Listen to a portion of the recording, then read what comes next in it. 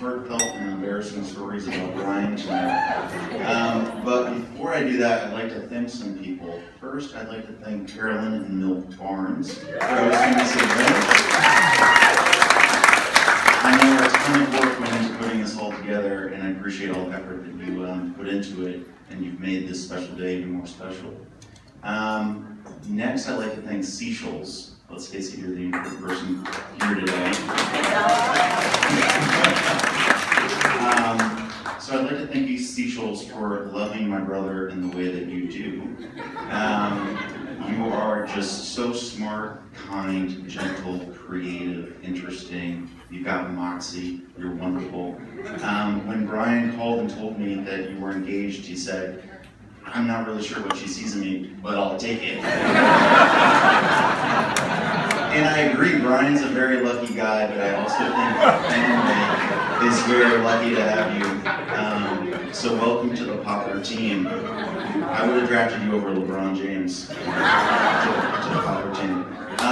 Okay, so Brian, B Pops, Pop Daddy, Mr. B, the Amazing P. I thought long and hard about whether or not I had any dirt on you, and I concluded that there were only 3 times in our entire life where you actually got in trouble. So I'm going to tell all 3 of those stories.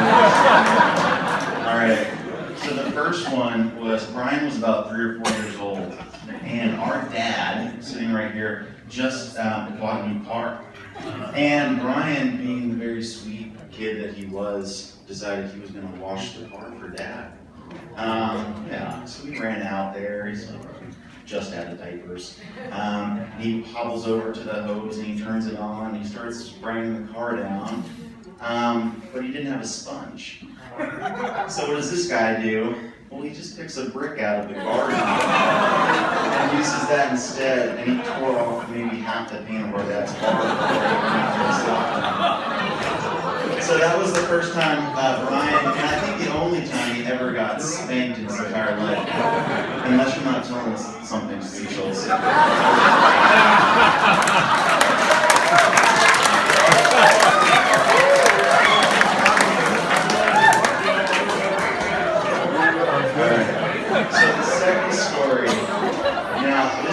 This happened a couple of years later. We actually lost Brian.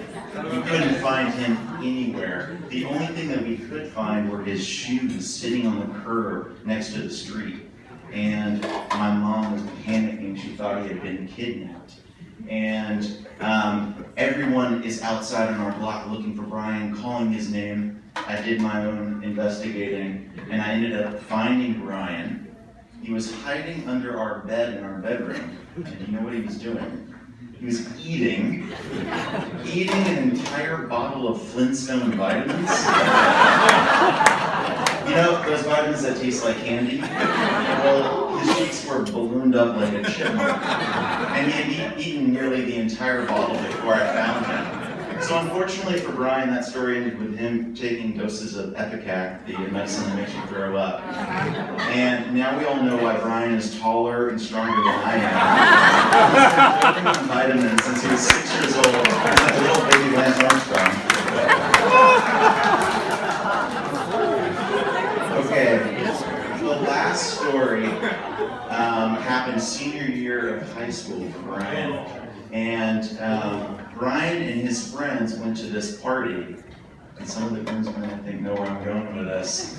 And they go to this party senior year, and just to preface this, Brian was an angel in high school, respected by all of his peers and teachers. He worked really, really hard, studied well, got good grades, was a leader on the field and off the field. Really a stand-up guy. And it's important context for this. So they go to this party. Brian and his friends go to this party, and a lot of these guys go there. And there was this bully at the party. And I won't say his name because a lot of people here know who this person is. And I'm sure he's a great guy now, but at the time he was a bully. So he goes up to Brian and his friends, and he picks out Zach Brennan right here. He goes, "Zach, I don't really want you at this party." And Zach said something to the effect of, "Well, I'm not leaving." And right when Zach looks away, this guy punches Zach in the face and drops him right there. And Zach's a tough guy. He didn't see it coming, so yeah.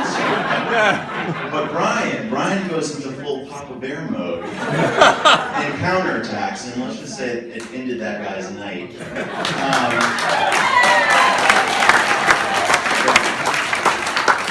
So the next morning, Brian is feeling terrible about this. All of the blood is drained out of his face. He confesses about what had happened the night before to our parents. Our parents call the kids' parents, the bully's parents, up and ask, is he okay?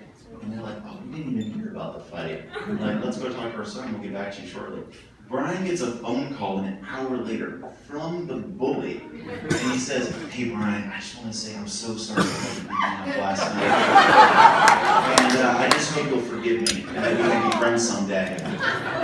So I think his parents must have said to him, if you got in a fight with Brian Poppler, you must have been doing something terrible. So that's it. Those are the 3 stories. The first story, you were just trying to be helpful by washing Dad's car. The second one, you were just a little hungry, taking some vitamins. And then the third one, you were defending a friend. So if those are the worst things you've ever done in your life, I'd say you've done pretty well. And I just want to tell you that I'm very, very proud of the person you've become. You have a huge heart. You've got a lot of character. And I know I might be your older brother on paper, but often I feel that you are my older brother. And I just want to say I'm very proud of you. I love you very much. And here's to you and your new beautiful wife, Seashols.